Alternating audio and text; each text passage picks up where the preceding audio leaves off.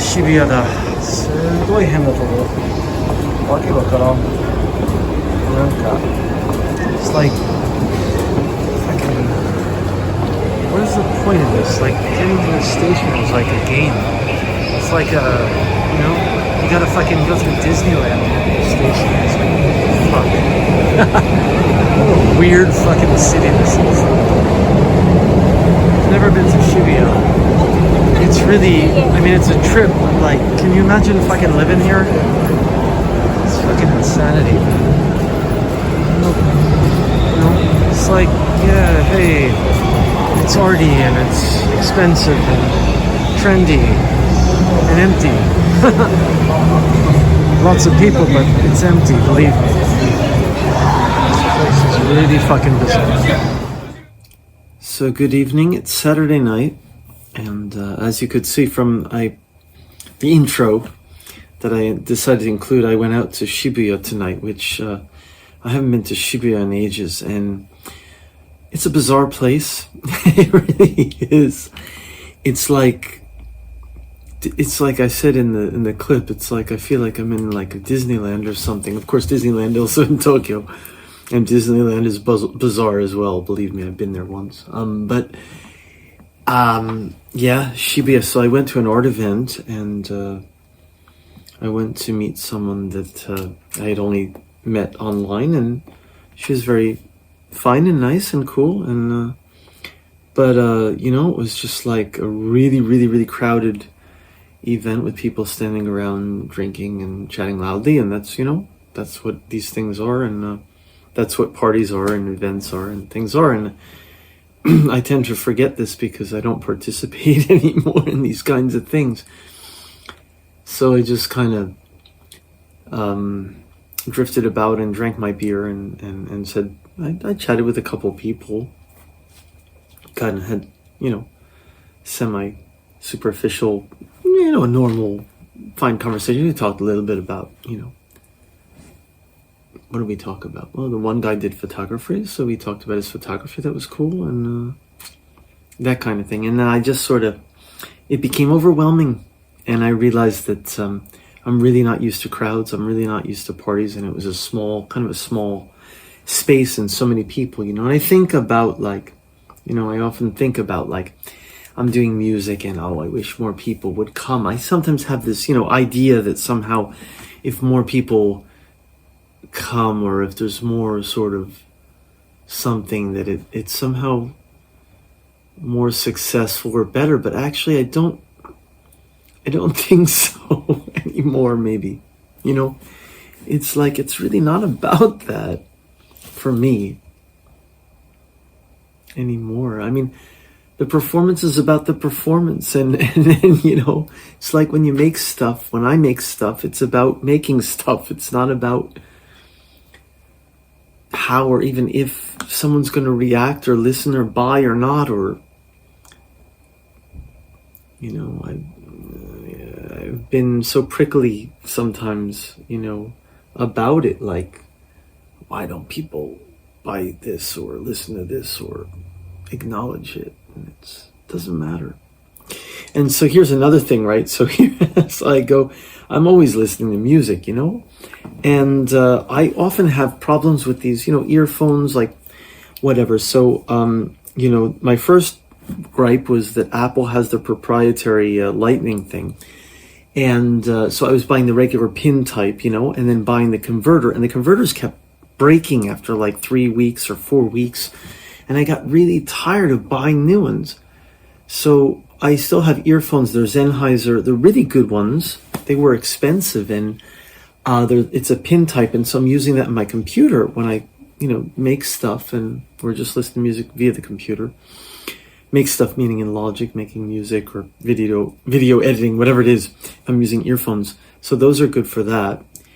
And I just decided, because the converters kept breaking for my iPhone, my iPad, when I'm going to listen, I'll just buy a lightning type, you know, not adapter, but without the adapter, just a separate one. I'll have one separate pair of earphones for the iPhone and the other, and then I'll have the pin type for the computer. I was listening to some music, and I was on the train. I got off the train, I transferred, at Kichijoji to get the Inokashira line to Shibuya, which is the last stop. And I got off and I was minding my own business. I'm just walking, lots of people as usual. And this one woman just passes by me and the wire somehow caught on her bag or whatever. And so it goes, pakang, like this. And they pulled out of my ears and like kind of flew, they pulled out of my ears and they pulled out of the iPhone actually. And they flew sort of toward her and she realized it and she picked them up and handed them to me. And I nodded and I sort of calmly, accepted them. And I thought, okay, no biggie, and I'll just plug them back in and listen and go on my way.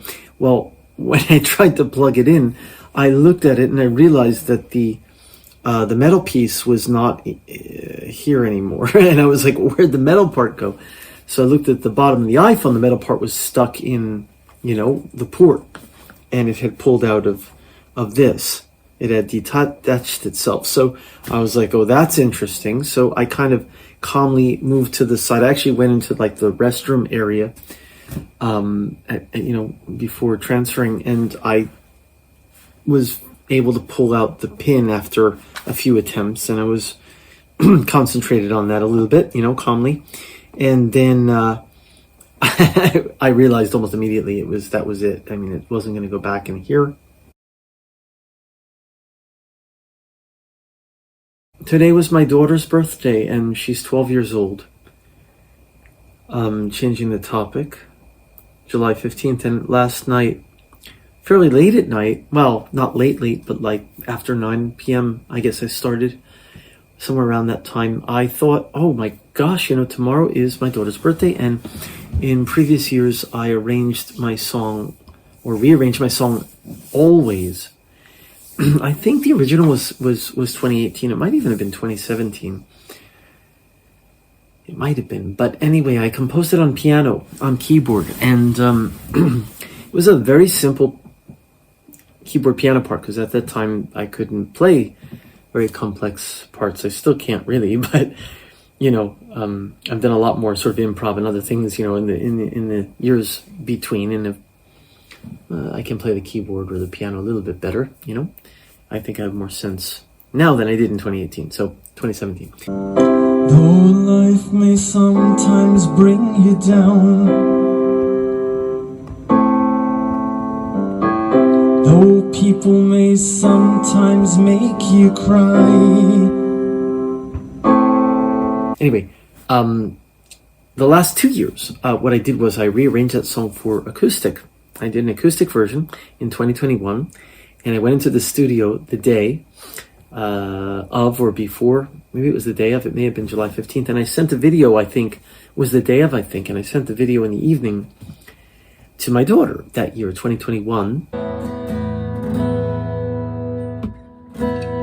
Life may sometimes bring you down, though people may sometimes make you cry.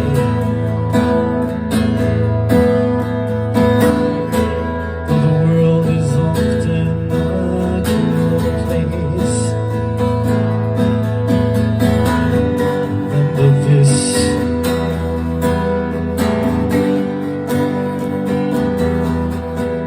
remember this.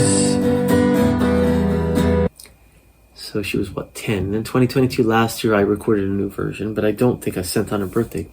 Last night, I thought, I want to do, I'm going to do Always again. And I thought, originally my idea was I'm going to do Always, but I'm going to translate or do a new translation of it into Japanese and sing it in Japanese. So I'll re-record it on guitar in my, sort of updated, most current style. And then I will sing it in Japanese. So I realized that I had this video from 2021 that my friend Akiko Honda had taken. And I say my friend, I haven't seen Akiko in ages, but so I'm just going to change my glasses to my old man glasses. I have a story about this too. Things breaking. I stepped on these. Anyway, they're better now. They were bent back into shape. So you see, the money from the the earphones, I saved on these, and it all balances out in some weird way, maybe.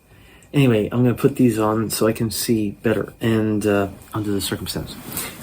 So I was going to do Always for guitar again this year in my current style on the Guild, or actually originally I thought I'll do it on the classical guitar because I've never done that, and sing it in Japanese. So I took from the video going back from my Kiko from 2021, and I just kind of transposed the translation that I had done in 2021 of my own English lyrics onto, just like into a word processor that I use on the Mac, into Pages. And then I started tweaking them. There were parts that I thought I could translate more accurately. And the second thing I did was, I thought, well, she's older now. It's 2 years since then, right? She was 10, she's 12. That's like a world of difference. She's basically a teenager now, and then she was still kind of a kid in my mind, right? Or So I thought, okay, I'm going to change, like, when you get older, I want to buy you a jewel. And certain lines, like in the midsection, for example. And I thought that, I don't know, it was like, when you get older, and she's still young, but like, I want us to be on stage, you can play the piano, it'll be all the rage. And I thought, well, that was fine when she was really young, but like, she's 12 going on 13, well, she just turned 12, but she's a teenager. She likes Blackpink and, K-pop and stuff, and came to Tokyo to see a live show, so she's not like a child anymore when you get older. So I started changing those things. And then I started kind of trying to remember the chords a little bit, and I was strumming really quietly on the classical guitar.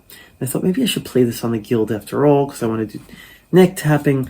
And then I thought, but it's too late last night to do it, which would mean I'd have to just practice singing it sort of in Japanese, whatever, and maybe better to record the whole thing in the morning today and send it later in the day. And then I thought, but with This Dark Shroud, for example, I've been playing the keyboards more, and I thought, and I've got this M Audio Keystation Mini 32 that replaced what I had before, which was my Korg, which was smaller than this. It didn't have the full, well, these aren't full keys, but this has like the white and the black keys. The Korg was like smaller and plastic also, and really plasticky, and just these little black plastic keys you press, and it worked for years. I used that thing. I recorded all kinds of music with it, and it's cool. And of course it has the octave, and this does too. It has the octave key. You can go up or down an octave or whatever. But this 32 keys, that was 27 or something like that. So there's a few more keys on here, but it's still it's kind of limited. But I thought, I'm not going to take the keyboard out now. Last night it was kind of late, but I'm just going to plug this in and put my earphones in, the ones that still work and did still work and still work on the computer, the Sennheiser. They're both Sennheiser. And I just started trying to remember how to, play Always, the original version from 2018 or 17. So I listened to it and I started playing it, and then I started, even in more recent years when I've performed it live, I haven't recently, but, it became a slightly more complex, like, my playing. So I started playing around with that, and I thought, well, let me do it in a looser style without the click. I'm not going to put drums in it, just no click.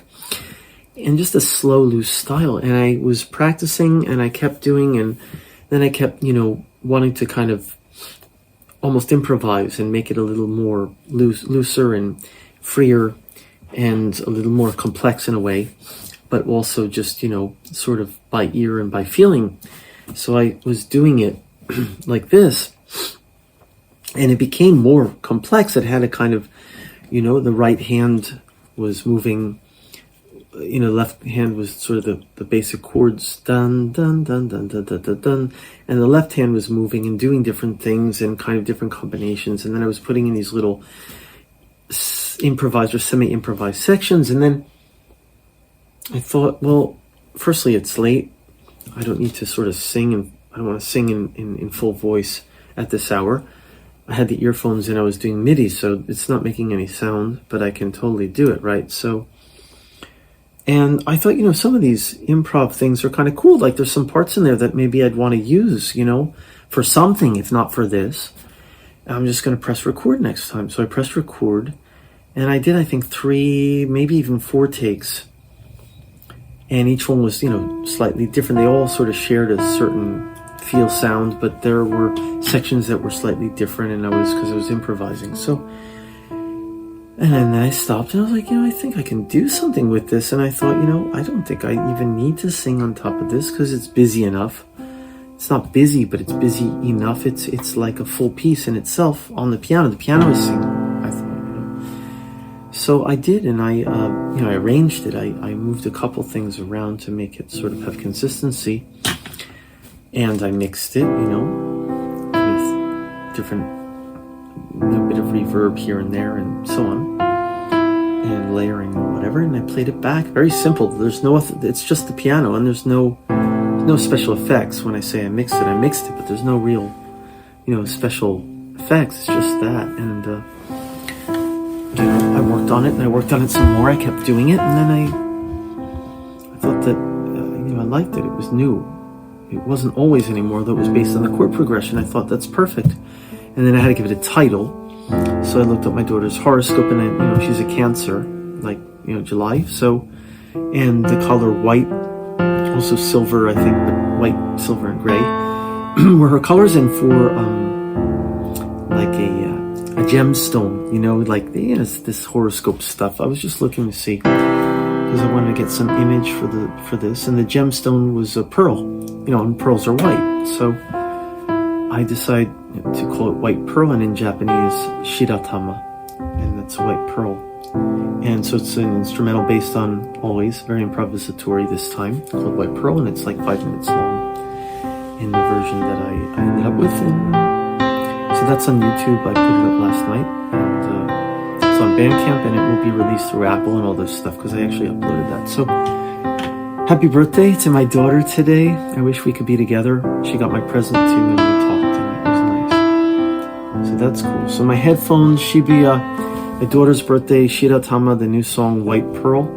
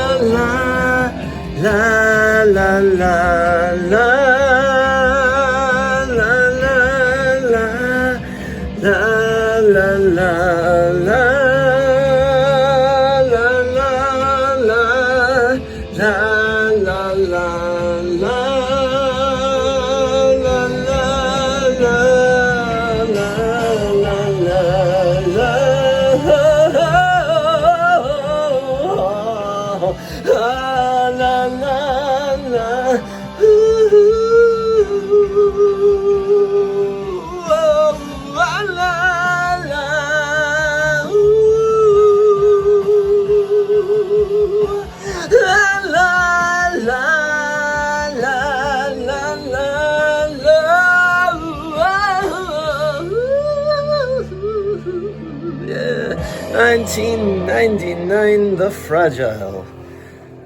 Morning nostalgia.